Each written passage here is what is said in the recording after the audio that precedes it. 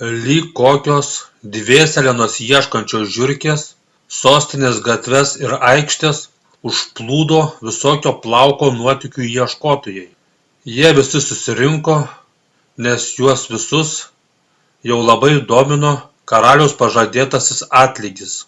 Kadangi pabėgusi nusikaltėlė paskutinį kartą buvo matyta šitame mieste, tai visi tie, kurie nusprendė juos ieškoti, tikėdamiesi aptikti juos pėdsakus, būriais traukė į sostinę.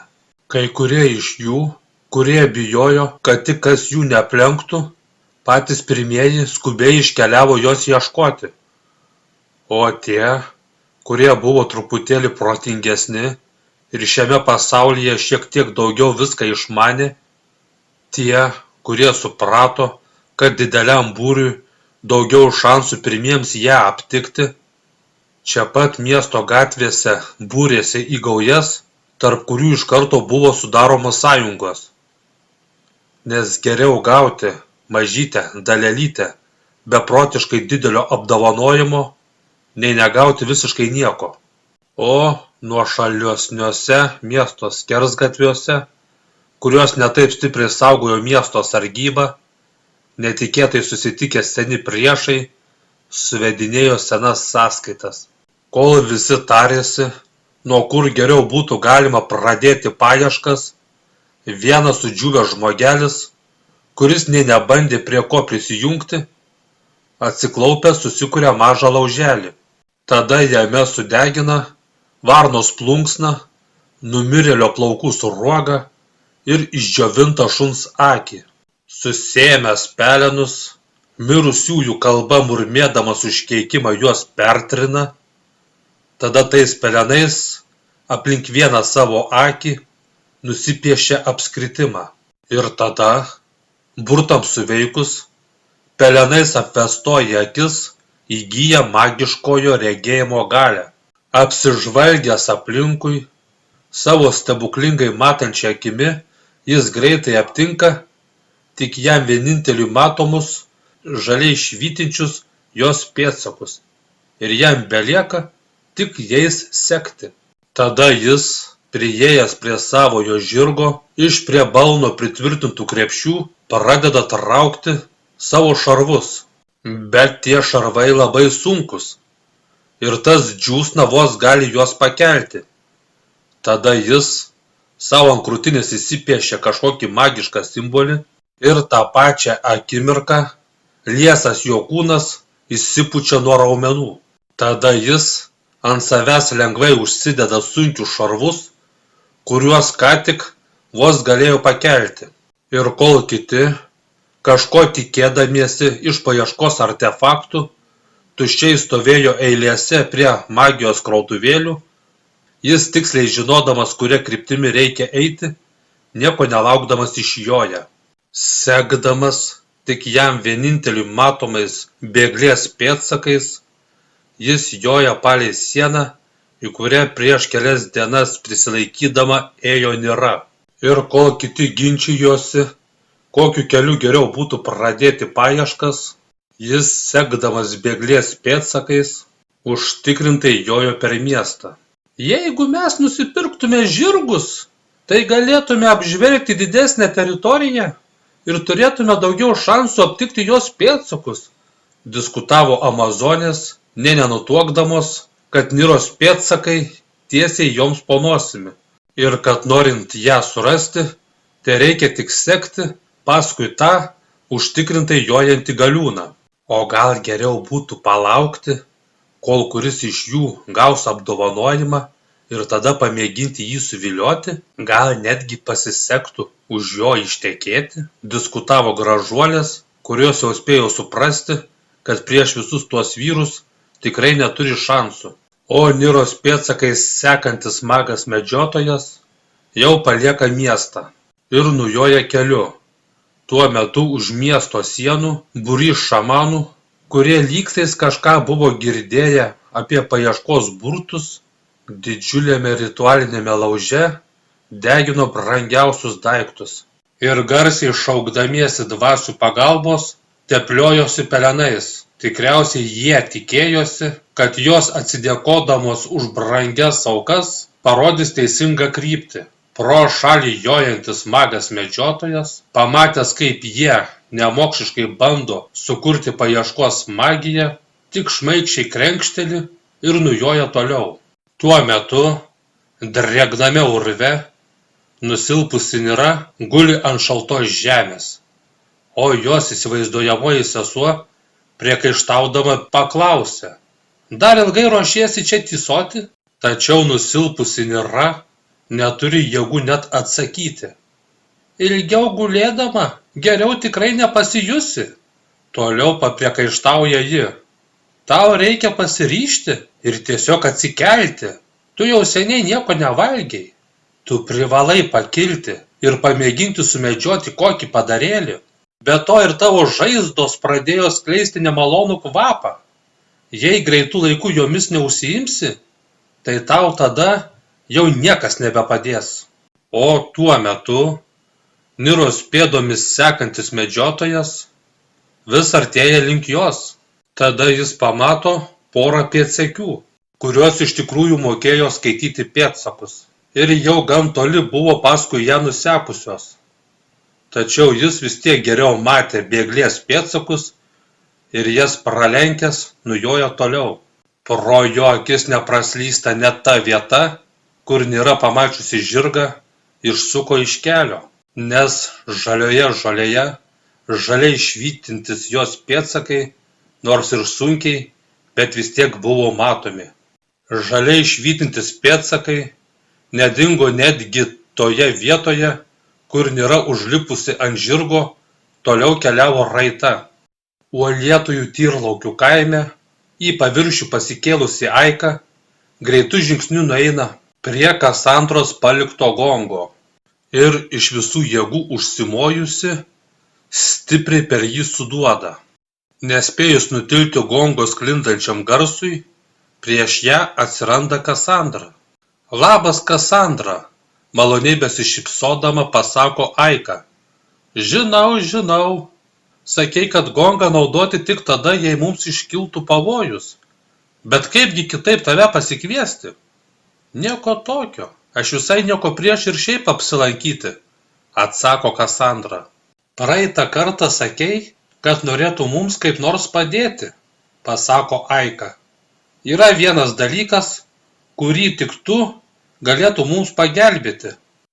Supranti, Kasandra, prieš mus išsiųsdami, mus visus sterilizavo. Tai reiškia, kad ne vienas iš mūsų negali susilaukti vaikų. Tikriausiai jie nenorėjo, kad mes savo egzistavimu dar labiau iškraipytume istoriją.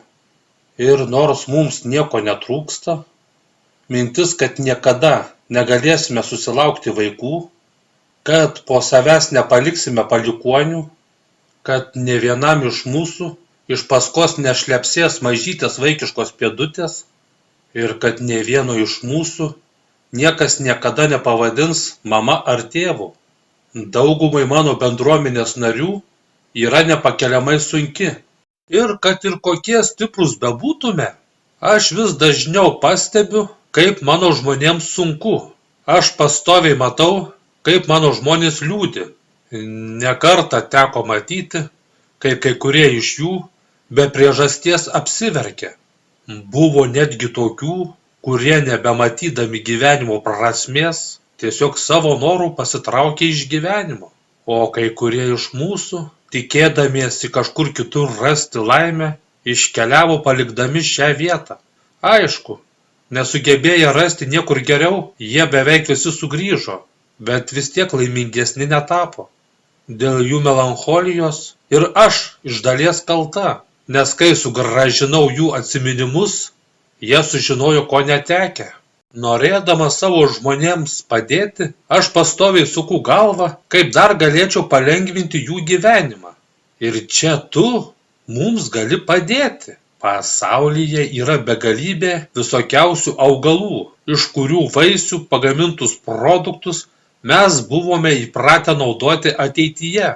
Ir aš pagalvojau, kad jei man pasisektų, surinkus tų augalų sėklas, savo požeminiuose soduose užsiauginti tuos vaisius, tai aš galėčiau savo žmonėms atkurti bent dalelę jų prarasto gyvenimo. Bet deja, kai dar tokie primityvūs keliavimo būdai, visi tie pasakiško skonio pasaulio stebuklai yra nepasiekiamai toli. Tačiau tavo stebuklingojo keliavimo dėka mes galėtume tučtuojau atsidurti tolimiausiose vietose ir susirinkti man reikalingų augalų sėklas. Tu tik įsivaizduok, kaip nušvis šitie niūrūs veidai, kai tavo dėka jie vėl galės paragauti tai, ką buvo įpratę valgyti nuo mažų dienų, pasako Aika, žvelgdama į kieme vaikščiojančius žmones. Eime, aš tau noriu parodyti, į kurią vietą norėčiau patekti. Tada jos užeina į vieną paviršiuje stovėjusią trobą.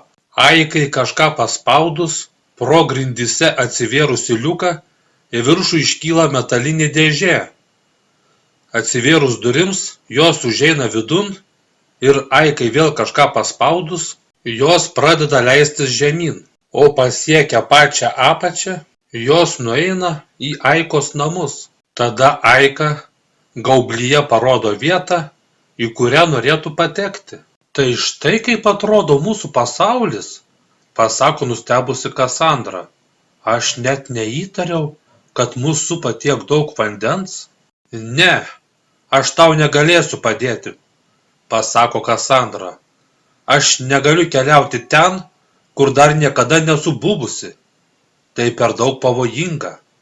Aklas teleportavimasis į nežinią gali pakenkti su manimi keliaujančiam žmogui.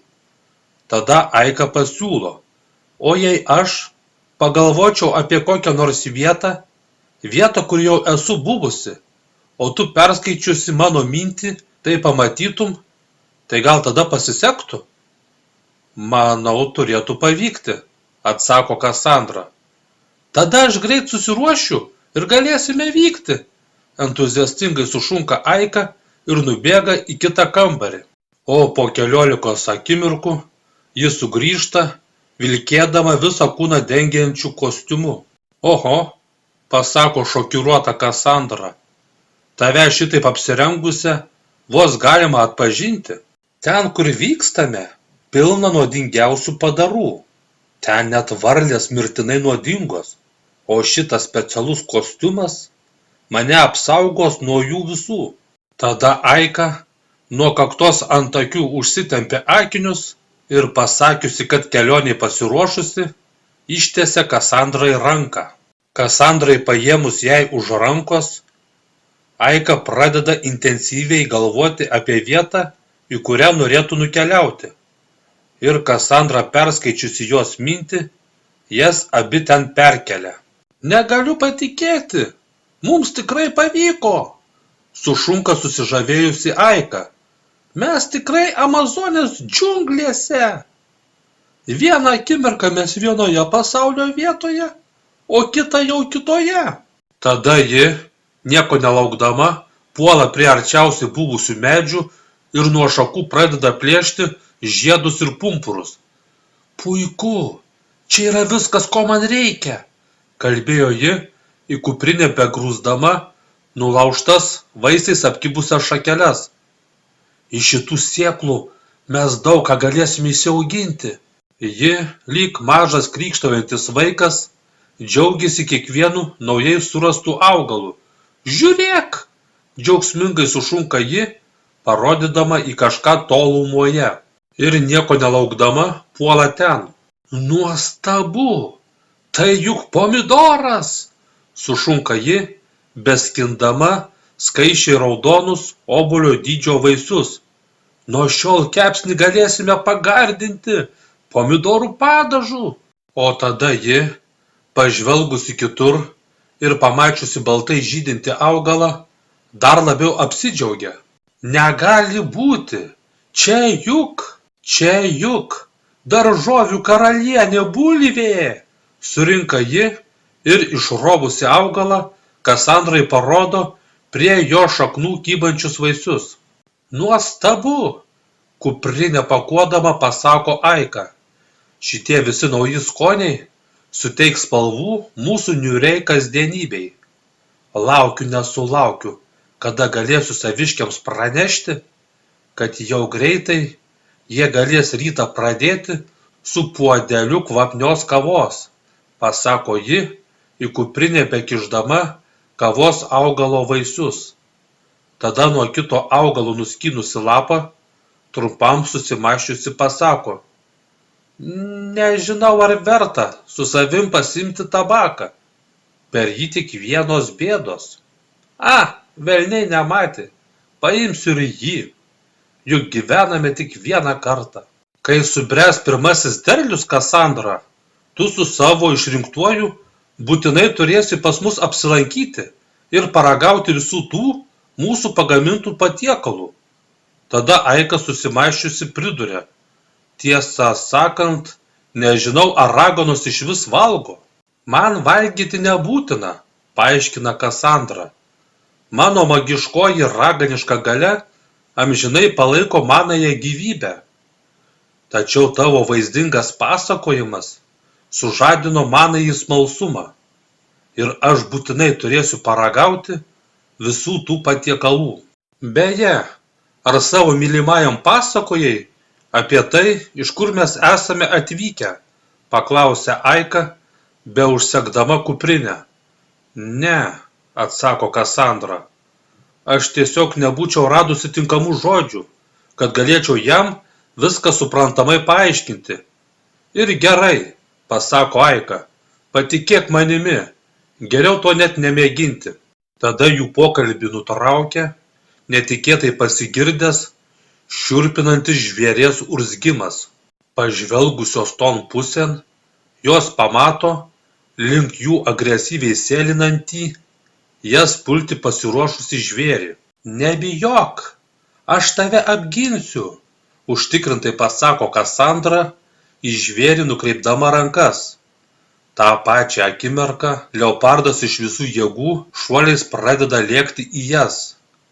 Kasandros delnuose sužimba puolamoji magija ir ji gerai nusitaikiusi, tada Aika aplenkia ją, pirmiau užmušdama žvėrį, jį prakiurdydama iš kažkokio mažo prietaiso paleistų spinduliu.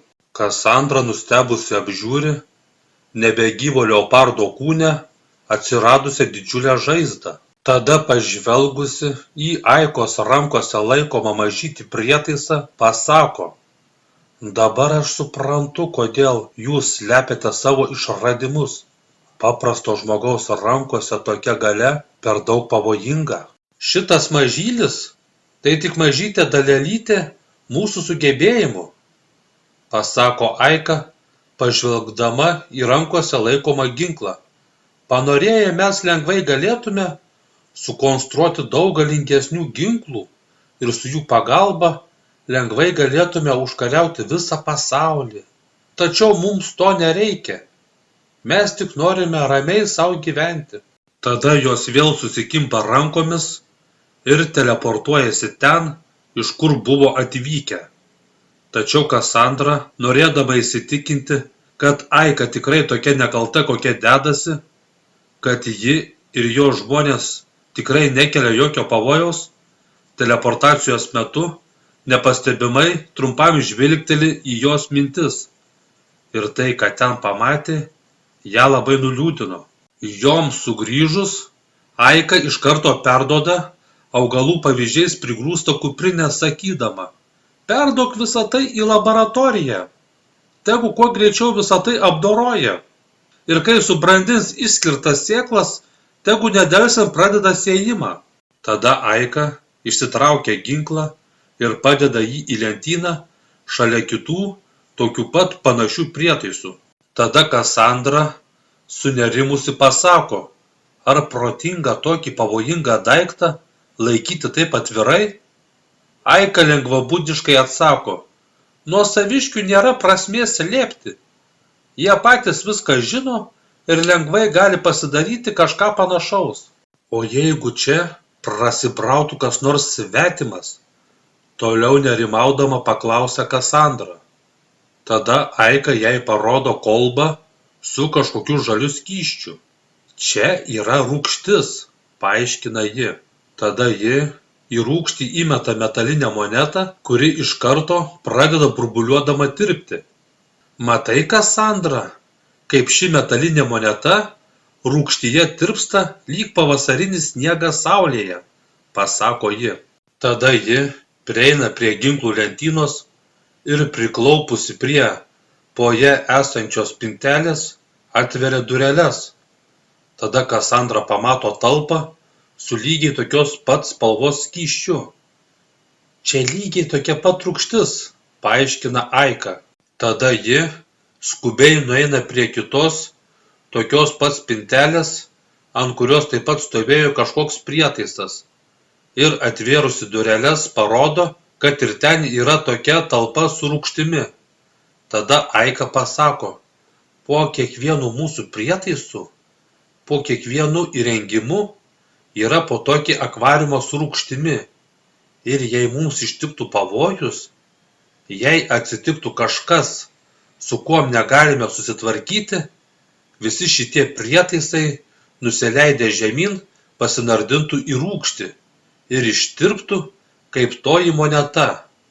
Ir mums tikrai jų nebūtų gaila, nes mes bet kada viską galime pasidaryti iš naujo. Tada Aika nusiveda Kasandrą į apsaugos kambarį. Tenais esančiuose monitoriuose buvo galima matyti visą jų kaimą supančią teritoriją. Kaip matai, Kasandra, mes labai gerai žinome, kas dedasi aplink mus. Ir tikrai niekas nepastebėtas nesugebėtų prisiartinti prie mūsų. Kad ir koks neįveikiamas priešas mus bepultų, kad ir kokia begalinė armija mus beapsuptų, tikrai niekas nesugebėtų įsiveržti anksčiau, nei rūgštis atliktų savo darbą. Tuo metu Niros pėdomis sekantis magas medžiotojas pasiekia tą vietą, kur ji buvo nuslydusi nuo žirgo ir toliau sekdamas jos pėdsakais patraukia išdžiūvusios upės vaga. Šiaip netaip sugebėjusi atsikelti Nira užsikuria lauželį ir truputėlį apšilusi, su nuo savo rūbo atplėšta skiaute, nuo drėgnų olos sienų pradeda rinkti pelėsį. Štai ten dar truputėlį yra, sako jai įsivaizduojamoji sesuo, rodydama į pelėsiais apkibusi sienos lopinėlį. Tada Nira su pelėsiuose išmirkyta skiaute, kaip galėdama bando pasiekti savo nugaros žaizdas. Tuo metu ją stebinti įsivaizduojamoji sesuo pasako, taip, pelėsiais galima išgydyti užkrėstas žaizdas, bet pas tave užkrėtimas per daug išplitęs. Abejoju, ar tau šitie pelėsiai bepadės. Tačiau Nira nepasiduoda ir toliau bando apdoroti savo žaizdas. Tuo metu Niros pėdomis sekantis magas medžiotojas atseka prie urvo angos ir nulipęs nuo žirgo užeina vidun. Pamačiusi netikėtai pasirodžiusi, nuo galvos iki kojų apsišarvavusi karžygį, Nira iš baimės sustingsta vietoje. Tai tikras geležinis milžinas, sušunka įsivaizduojamoji sesuo. Ir dar jis užstoja išėjimą. Pabėgti tau tikrai neišeis. Galėtum pamėginti jam pasiūlyti savo kūną, bet būkime atviri. Dabar, kai šitaip atrodai, tavęs net sakalai nelestų. Tau belieka tik stoti prieš jį į kovą. Greičiau daryk ką nors. Daryk, kol jo akis dar nespėjo apsiprasti su tamsa. Tada Nira greitai pripuola prie ant žemės gulinčių ginklų. Imk lanką, surinka jai sesuo. Su kardu tau prieš jį nėra jokių šansų. Nira griebia lanką ir įstačiusi strėlę, greitai įtempusi templę, pradeda į jį taikytis. Greitai apžiūrinėdama kario šarvus, pradeda juose ieškoti silpnų vietų. Šalia stovinti sesuo jai pasako, jo šarvai nepriekaištingi, vienintelė juose silpna vieta tai jo akys. Bet iš tokio atstumo pataikyti į tokį mažą plyšelį beveik neįmanoma. Nira nusitaiko į priešais stovinčio karžygio akį. Neskubėk, Sušnibžda jai į ausį sesuo. Prisimink, kaip mus mokino. Tiesiog nusiramink, iškvėpk, gerai nusitaikyk ir tiesiog išauk. Ir Niros iššauta strėlė pataiko tiesiai pro karžygio šalmo žiūrėjimui skirtą į plyšį. Strėlė pervėrusi akį susminga jam į smegenis ir didžiulis sunkus karys negyvas suklumpa. Jo šarvai užsifiksuoja ir jis taip ir lieka klūpoti. Negaliu patikėti, sesute, surinka Lelija. Tau iš tikrųjų pasisekė. Greičiau dabaik jį. Ką žino, gal jis vis dar gyvas? Nira griebia kardą ir prisiartinusi prie klūpančio kario, smeigia jam tarp šarvų. Tada Nira nuo jo žirgo balno nukabina kelioninį balnakrepšį ir jį iškračiusi ant žemės pradeda knistis nukautojo kario daiktuose. Ji greitai suranda gabalą džiovintos jautienos, butelį vyno, sultingą kriaušę ir dar visokio įvairaus maisto. Neaišku, kada paskutinį kartą valgiusi Nira, iš karto pradeda kimšti pilvą. Godžiai dantimis bedraskydama džiovintą jautieną, ji toliau knisasi tarp išverstų daiktų. Žiūrėk, sesute, čia juk gydomasis eleksyras, džiaugsmingai sušunka Lelija, parodydama į tarp daiktų besivoliojantį buteliuką. Greičiau išgerk jį ir visos tavo žaizdos neužilgo užgys. Nurijusi sukramtytą maistą, Nira užsiverčia buteliuką ir visą jį ištuština. Ji greitai pajuto gydomąjį eleksyro poveikį ir iš karto pasijuto daug geriau. O po ilgo nevalgymo, sočių maistų užkimštas pilvas pataisė jai nuotaiką. Tada ji pakelia tarp daiktų gulėjusi pergamento ritinį ir jį išvyniavusi, jame pamato savo atvaizdą. Ji sutrikusi greitai perskaito pranešimo tekstą, o kai pamatė, kokia didelė auksinių monetų krūva pažadėta už jos galvą, jos veidą iškreipė neapsakoma baimė. Ji net nepajuto, kaip per kelius sulinkus kojoms parklumpa ant žemės. Tada Lelija, pažvelgusi į Nirą išgąsdinusi pergamentą ir perskaičiusi jame užrašytus žodžius, susijaudinusi pratrūksta rėkti. Ar tu žinai, ką tai reiškia?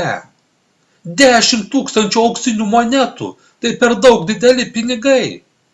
Tokia didelė krūva aukso privilios visus. Tave medžios kariai, banditai, magai ir visi kiti, kas tik sugebės pakelti kardą. 10 000. Tai ne koks apgailėtinas 1000 auksinių monetų, dėl kurių mes ryžomės stoti prieš drakoną. Tai 10 kartų didesnė suma. Dėl tokių pinigų jie visur tavęs ieškos. Ir tik laiko klausimas, kada pasirodys kitas toks, tave nudėti norintis karys. Nutilk! Nebegalėdama daugiau klausyti, inkšdama suriko persigandusi Nira. Tačiau užsivedusi Lelija nei neketino užsičiaupti ir toliau varydama jai siaubą rėkė. Jie niekada nesiliaus tavęs ieškoję. Jei reikės, jie patikrins po kiekvienų akmenių. Jei reikės, jie iškirs visus medžius, nukas visą velėną, išsems ežerus ir nusausins pelkes. Jie padarys viską, ką reikės, kad tik tave surastų. Maldauju, užsičiaupk, nes savo balsu klykė ir siaubo paklaikusi Nira. Tu nuo jų niekur nepasislėpsi. Jie tavęs ieškos nuo jūros iki jūros. O neradę, tai ir dar toliau, kad ir kiek toli benukeliautum, kad ir kur benuklystum, kad ir kaip gerai bepasislėptum, niekada nebebūsi saugi. Tavo veidas visada tave išduos. O tada Nirai topteli keista mintis. Ji pakėlusi akis pasižiūri į seserį. Lelija pastebėjusi, kad Nira spokso į ją, paklausė. Kas yra? Tačiau nieko neatsakiusi Nira, atsikelia ir nueina prie nukautojo kario lavono. Numovusi jo šalmą, užsideda savo ant galvos. Teisingai, sesute, Tau reikia užsimaskuoti, sušunka Lelija. Jei jie tavęs neatpažins, tai tavęs ir nepuls.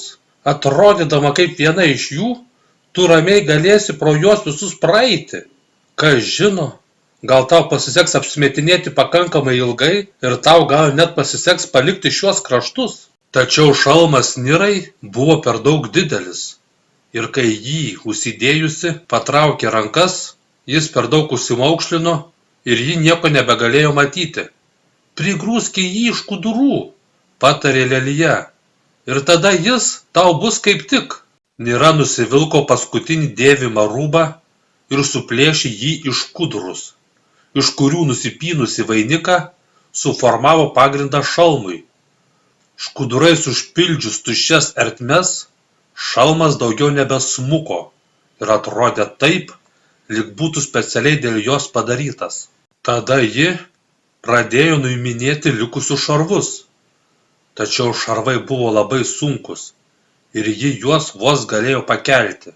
O kai Nira šiaip ne taip ant savęs užsidėjo sunkų į krūtinę šarvą, jai tapo aišku, kad vilkėdama šiais šarvais ji nesugebės žengti nė žingsnio.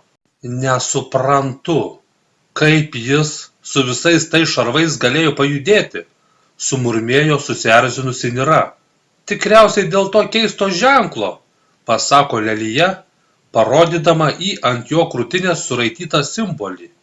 Tikriausiai jis kažkoks magas ir to magiško hieroglifo dėka jis galėjo pakelti tokią didelę apkrovą. Tai gal man užtektų užsidėti tik dalį šarvų ir šalmą, pamąsto Nira. Tau būtinai reikia apsivilkti visus šarvus, griežtai pasako Lelija. Dideli ir gremėzdiški vyriški šarvai paslėps tavo moterišką kūną ir taip visus apgaus. Tarp jo daiktų juk buvo keletas buteliukų su jėgos eleksyru, primena Lelija. Išgerk vieną iš jų ir šarvai nebebus tokie sunkus. Per tą nelemtą eliksyrą tik vienos bėdos, suburbuliuoja Nira. Tau užtektų tik lašelio, tik tiek, kad tik pajėgtum apsišarvuoti ir užsėsti ant žirgo. Vis tiek norėčiau apsieiti be jo, atkerta Nira. Tikriausiai pasiilgai pasimatymų su budeliu, jei esi tokia išranki, pajuokauja Lelija. Tada Nira nenoriai paima buteliuką su eleksyru ir truputėlį nugeria. Po akimirkos ją aplanko jėgų antplūdis ir iki šiol buvę nepakeliamai sunkūs šarvai tampa šiek tiek lengvesni. O kai ji ant savęs dėjosi sunkų lyg priekalas krūtinės šarvą, Lelija pajuokavo. Žiūrėk, tik papų nesusisprogdink. Ir kai Nira jau buvo šiek tiek apsišarvavusi, Lelija ją vėl mokina. Ne, tu viską darai ne taip. Šarvai ant tavęs kabo kaip ant kokio kuolo. Šitai tu nieko neapgausi. Kad šarvai tau idealiai tiktų, reikia daugiau skudurų. Tada Nira pradeda plėšyti numirėlio drabužius ir skudurais kimšti šarvus. Į pečius daugiau prikimšk, pamokina Lelija. Tegu visi galvoja, kad tavo dideli raumenys.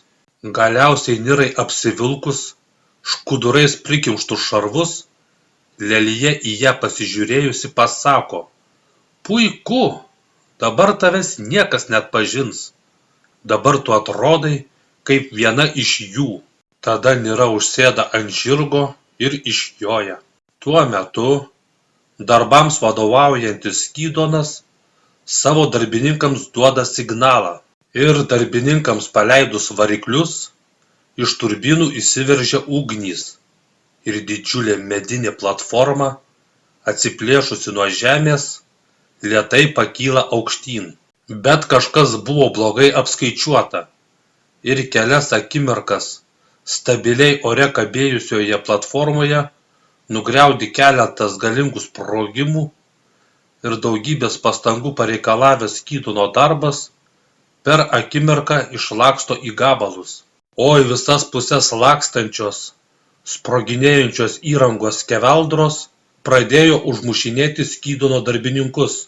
Ir pats Skydonas, kuris nuo savo pavojingų bandymų visada laikydavosi saugaus atstumo, buvo priverstas bėgti ir vos negavo galo. Laimingo atsitiktinumo dėka išlikęs gyvas ir apžiūrėjęs tai, kas beliko iš jo projekto, išlikusiems gyviems darbininkams pasako: mano projektas visiškai sunaikintas, tačiau šitai nieko nekeičia. Jūs visi ir toliau man dirbate. Nepaisant šios nesėkmės, aš dar turiu daug kitų idėjų, kurių įgyvendinimui man reikalinga jūsų pagalba. Mes pastatysime kitą skraidančią platformą, kuri bus daug didesnė ir galingesnė.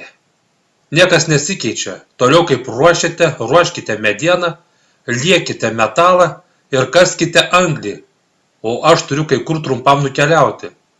Taip pat man reikės keletos tvirtų vyrų. Vyrų, kurie mane lydėtų kelyje ir būtų pasiruošę pralieti kraują. Tuo metu keliu jojanti Nira tolumoje pamato būrį tikriausiai jos ieškančių nuotykių ieškotojų. Ramiai, pasako greta jos einanti Lelija, nepasiduok panikai ir neįsiduok nė vienu judesiu. Nepamiršk, dabar tu atrodai kaip vienas iš jų. Tu tik pro šalį jojantis atsiskyrėlis klajūnas su begalinėse kovose apibraižytais šarvais. Prijojusi arčiau, Nira pamato, kaip jie su į žmogų panašaus padaro pagalba bando aptikti jos pėdsakus. O prijojusi dar arčiau, Nira pamato, kad tas prie grandinės pririštas padaras yra driežažmogis iš Pelenų krašto. Nesukėlusi įtarimo, Nira laimingai prajojo pro jos ieškančius samdinius, o šalia jos einanti Lelija pasako: taip ir toliau manęs klausyk ir pamatysi, tau viskas bus gerai. Tada Nira sutrikusi pasako: maniau, kad Pelenų krašto driežažmogiai turi idealią uoslę. Keista, kad ji manęs nesuodė. Patikėk, ji tave užuodė anksčiau nei pamatė, užtikrintai pasako Lelija. Tikriausiai jie dar nespėjo jos visiškai palaužti ir ji šitaip jiems priešinasi. Tuo metu karalienė Zirva eina į svečius pas savo pabėgusią mylimąją. Priėjusi naujus Vavitos namus, ji nuolankiai rikteli: Vavita, brangutė, atleisk man ir grįžk namo. Nė neketinu, aikštingai atsako Vavita. Nagi, nekvailiok, toliau nuolankiai įkalbinėja Zirva. Grįžk namo ir mes viską aptarsime. Eik iš čia, nenoriu tavęs matyti, griežtai atkerta Vavita. Tada Zirva žengteli arčiau sakydama: nagi, atleisk man. Nedrįsk daugiau žengti nė vieno žingsnio, griežtai sukomanduoja ji. O tai prisiekiu, teleportuosiuosi į kitą pasaulio kraštą ir tu manęs daugiau niekada nebepamatysi. Zirva, išsigandusi mylimosios grasinimų, sustoja ir toliau gailiu balsu kalba iš toli. Brangutė, maldauju sugrįžk, man tavęs labai trūksta. Ne, tu mane labai išskaudinai ir pažeminai ir aš tau už tai niekada neatleisiu. Gerai, mylimoji, matau šiandieną tu nenuotaikoj, neberzinsiu tavęs savo kompaniją. Geriau užsuksiu kitą kartą, pasakė Zirva ir teleportavosi į savo tuščius namus. Tuo metu Kasandros saloje Darijus, nusileidęs laiptais žemyn, išeina pro jam įstatytas duris ir neradęs Kasandros, nueina toliau jos ieškoti. Truputėlį prasiėjęs randa savo mylimąją, sėdinčią ant jūros kranto ir mįslingai žiūrinčią į bangas. Štai kur tu, nudžiugęs pasako Darijus, o aš tavęs visur ieškojau. Tau viskas gerai, susirūpinęs paklausia Darijus. O tai pastarąsias dienas tu kažkokia susimąsčiusi. Viskas gerai, nenorėdama nieko daugiau pasakoti, trumpai atsako Kasandra. Aš tik sapnavau blogą sapną, kurio niekaip negaliu atsiminti. pameluoja ji, nenorėdama užsiminti apie tai, kas iš tikrųjų neduoda jai ramybės. Nuo tada, kai paskutinį kartą lankeisi tame kaime, tu labai pasikeitei. Gal tau kas atsitiko? Susirūpinęs paklausė Darijus. Ten gyvenantys žmonės tik iš pirmo žvilgsnio atrodo kaip paprasti kaimiečiai. Iš tikrųjų jie yra labai protingi. Ir netgi aš, su savo 1000 metų patirtimi ir perskaitytųjų kalnų knygų žiniomis, šalia jų jaučiuosi kvaila, lyg pievoje besigananti avis. Iš jų aš sužinojau kai ką labai slegiančio. Kažką, kuom negaliu su niekuom pasidalinti. Tada ji atsistoja ir eidama tolyn pasako, aš privalau nukeliauti į vieną vietą urvuose. Pasinėrusi į ledinį versmių vandenį, aš galėsiu viską kaip reikiant apgalvoti. Tada ji, beeidama, pradeda burti teleportacijos magiją. Gal man vykti kartu su tavimi? Sušunka jai Darijus. Ne, ten, kur aš vykstu, tau bus per daug šalta, atsako Kasandra ir teleportuojasi. Atsiradusi aukštai kalnuose, Kasandra įžengia pro tenais buvusi praėjimą ir šalčio sukaustytų urvų nueina gilyn į kalną, kur suranda ledinės versmės baseiną. Nusimetusi visus rūbus, Kasandra į jį įžengia ir atsiguldama ant stebuklingojo šaltinio vandens pasineria į savo pasąmonę. Tada, kai Kasandra trumpam žvilgtelėjo į Aikos mintis, ji įsitikino, kad Aika tikrai nekelia pavojaus, kad ji yra tokia, kokia ir dedasi. Bet dar Kasandra pamatė kelias trumpas nuotrupas iš ateityje nutiksinčių įvykių. Ji matė, kaip žmonių pastatytus milžiniškus miestus per kelias akimirkas sunaikina neaišku dėl ko kilę karai. Ji matė po karų likusius griuvėsius ir juose iš bado mirštančių žmonės. Ji matė belaisvių stovyklas ir juose esančius pasmerktuosius. Taip pat ji matė iš po masinių žudynių likusius kalnus lavonų. Ji matė, kaip bėgant laikui viskas išsisprendžia, kaip užsimiršta nuoskaudos ir įsivyrauja taika.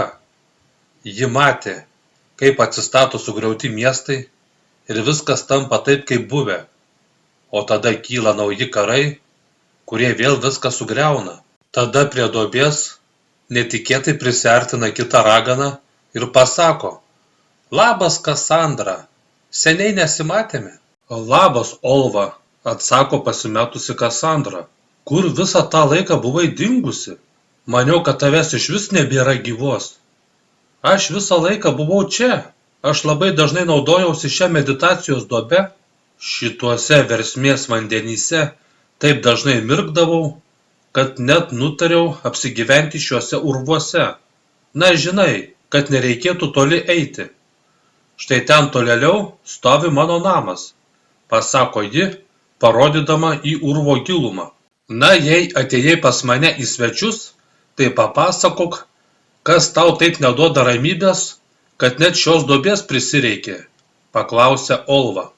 Na, aš sutikau vieną žmogų, nelabai plėsdamasi, pradeda pasakoti Kasandra. Ji mane įspėjo, kad neskaityčiau jos minčių, nes tai, ką ji žino, yra per daug nesuvokiama manajam protui. Bet aš nesugebėjau atsispirti ir trumpam žvilgtelėjau į jos mintis. Ir nors žvilgtelėjau visai trumpai, to trupinėlio užteko, kad prarasčiau ramybę. Aš žinau, apie ką tu kalbi, pasako Olva. Tu juk kalbi apie žmogų iš ateities. Nustebusi Kasandra pasižiūri į ją. Tu ką, nuskaitei mano mintis? Piktai paklausė ji. Be mano leidimo? Ne, aš taip niekada nepasielgčiau, atsako Olva. Aš irgi buvau sutikusi tokį laiko keliauninką. Iš pirmo žvilgsnio jis niekuom nesiskyrė iš kitų paprastų žmonių. Jis buvo toks pat kaip ir visi kiti, bet jame buvo kažkas neįprasto, kažkas svetimo.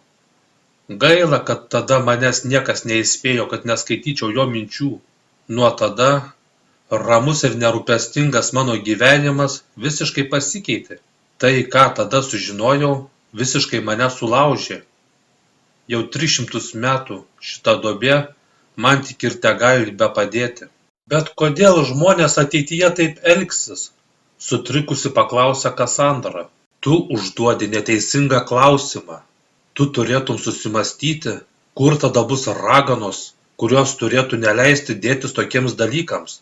Negi iš tikrųjų Sizujos pranašystė teisinga ir pasaulyje nebebus raganų? Tuo metu debesų salės rūsyje lava knisasi kaulų krūvoje ir ieško dar vienos raganos kaulų. Tada pas ją atsiteleportavusi Liva ramiu balsu pasako: aš kaip raganų daktarė nerimauju dėl tavo sveikatos. Man viskas gerai, atšauna Lava. Aš nerimauju dėl tavo vidinės ramybės, atsargiai rinkdama žodžius pasako Liva. Nemanau, kad tau į naudą visos šios laidotuvės. Bijau, kad tavo melancholija nesustiprėtų ir tau nepasibaigtų kaip Sizujai. Mirus Sizujai ją apraudojome.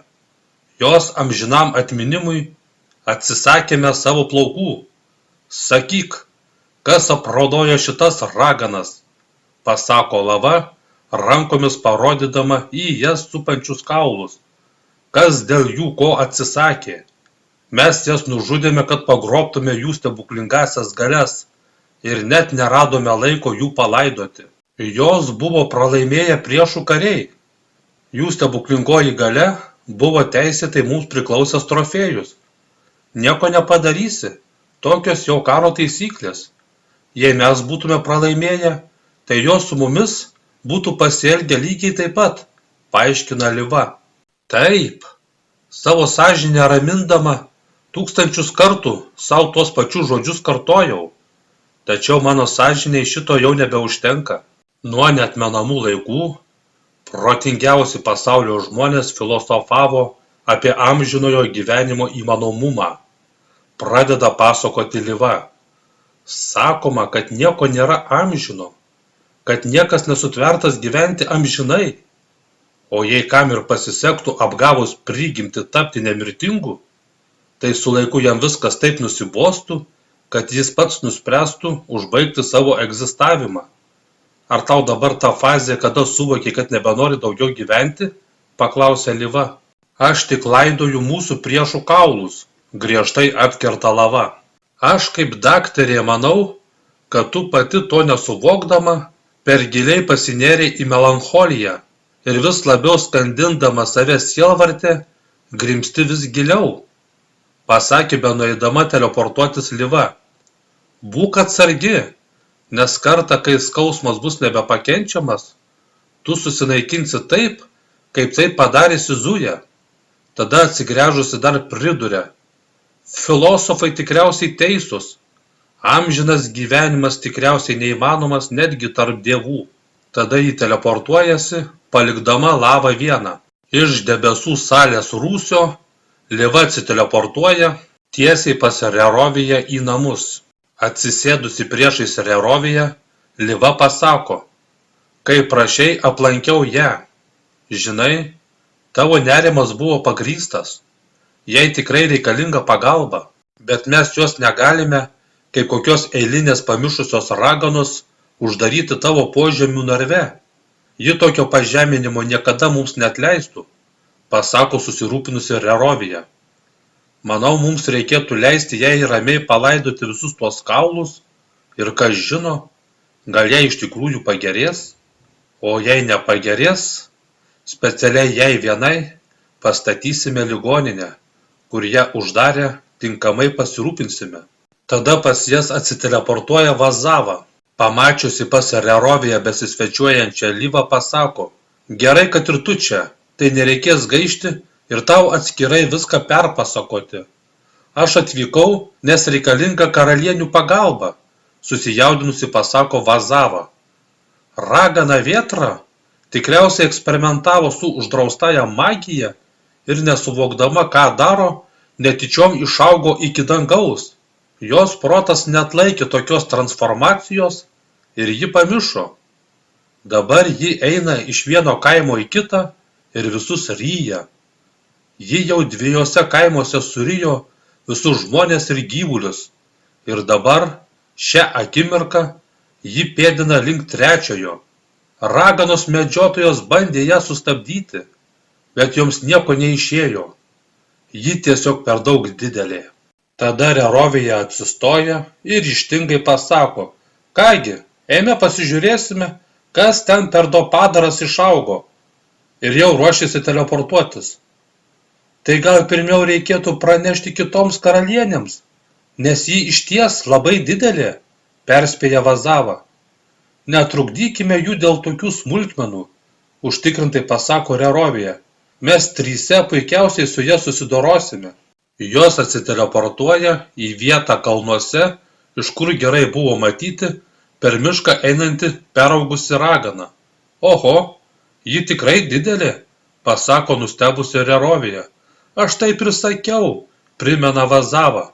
Tai gal vis dėlto reikėtų sukviesti visas karalienes? Nėra reikalo, mes ir pačios susitvarkysime, atkerta Rerovija.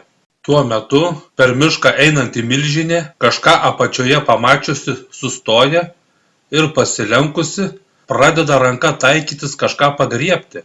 Tada pritūpdama staigiai kyšteli ranką į mišką ir sučiupusi, ramiai sau žolę rupšnojusi elnę, iškelia aukštyn, o virš milžinės nasrų atsidūręs gyvulys pradeda bailiai mykti. Rerovija pamačiusi, kaip ji nekramtydama prarijo visą elnę, pasako: ją reikia kuo greičiau sustabdyti. Ir jos puola milžinę. Jos visos vienu metu ją atakavo galingais žaibais. Tačiau karalienių žaibai ją tik suerzino ir dar labiau įsiutino. Ir įsiutusi vėtrą, į jas pradeda mėtytis išrautais medžiais. Tada, vos negavusi iš medžio, įsiunta ir Rerovija. Ir sukaupusi neapsakomai galingą žaibą, paleidžia vėtrai tiesiai į galvą. Ir gerai pritrenkta milžinė be sąmonės griūva aukštielniką. Priskridusios arčiau, karalienės įsitikina, kad ji daugiau nebeatsikels, o Rerovija save pagiriančiai pasako: štai kaip reikia. O dabar, kol ji be sąmonės, kuo greičiau ją sumažinkime, sukomanduoja Rerovija. Ne viskas taip paprasta, perspėja Liva. Visi tie žmonės ir gyvuliai, kuriuos ji surijo, iš jos pilvo niekur nedingo. Ir jei nenorime jos dar labiau sužaloti, ją reikės mažinti palaipsniui, po truputį kas keletą dienų. Tuo metu svetimai šarvais vilkinti Nira pasiekė slaptąjį praėjimą į drakonų slėnį ir palikusi žirgą prie įėjimo, pati patraukė vidun.